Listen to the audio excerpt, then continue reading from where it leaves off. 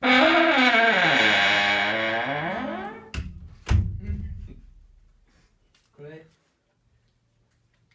Goddag. Goddag, jeg er Jens Larsen fra MBX. Jeg er som teknisk assistent den, der ved mest om XY47-produktet, og derfor kommer jeg i stedet for Peter. Ja, jeg taler ikke så godt japansk som Peter. Mit japanske begrænser sig til I can rate, what can you do, ha ha ha.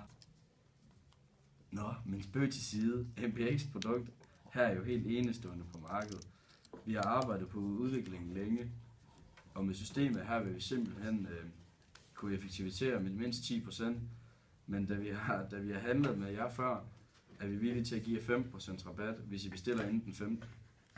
Ønsker de her, at jeg skal gentage tilbuddet?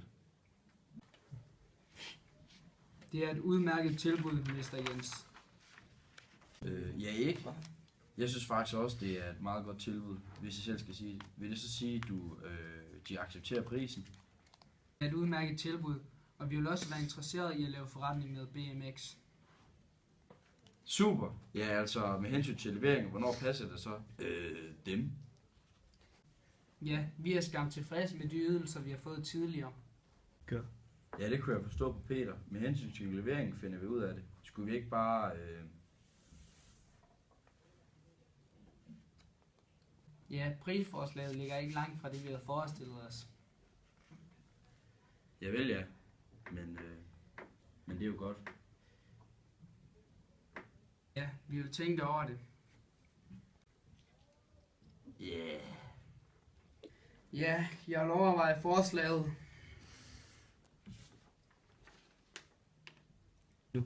Godt så. Så vil jeg sige tak for nu. Jeg har et fly, jeg skal nå den vej om 3 timer. Tak for det. Konnichiwa. Konnichiwa.